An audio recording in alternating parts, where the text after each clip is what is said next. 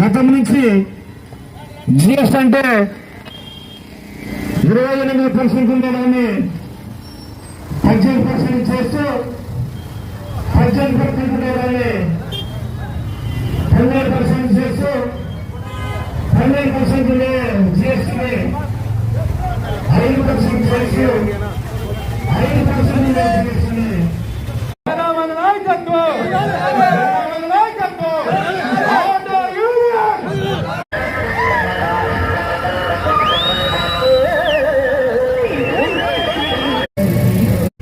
నిన్న మొన్న కూడా దసరా పండుగ దసరా శుభాకాంక్షలు తెలుపుకుంటున్నాం.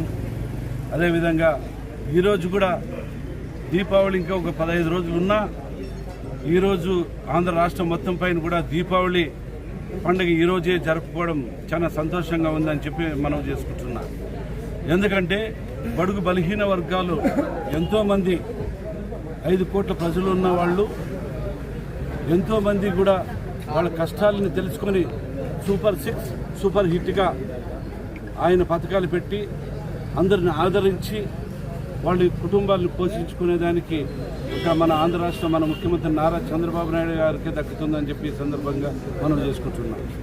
ఈరోజు చూస్తుంటే ఎంతోమంది బీద పరిస్థితిలో ఉన్నవాళ్ళు పల్లెల్లో నుంచి పట్టణాలకు వచ్చి వాళ్ళు ఆటోలు నడుపుకొని వాళ్ళ జీవనం గడుపుకునేదానికి వాళ్ళ కుటుంబాన్ని పోషించుకునేదానికి ఎంతో కష్టపడతారు అనే ఒక మంచి ఉద్దేశంతో ఆ కుటుంబాన్ని ఆదుకోవాలా, ఆ ఆటో డ్రైవర్ల ఉన్న వాళ్ళని ఆ కష్టాన్ని నేను కూడా తోడవుతానని చెప్పి ఈరోజు ఒక్కొక్కరు అకౌంట్లోన ఈరోజు చెప్పితే 15,000 రూపాయలు ఇచ్చి రాష్ట్రం మొత్తం పైన కూడా ఎంతోమంది 436 కోట్లు ఈరోజు రాష్ట్ర మన ఆటో యూనియన్ సోదరులందరికీ కూడా ఆటో డ్రైవర్లందరికీ కూడా ఈరోజు ఆయన ఇచ్చాడంటే చాలా అద్భుతమైన పథకం అని చెప్పొచ్చు.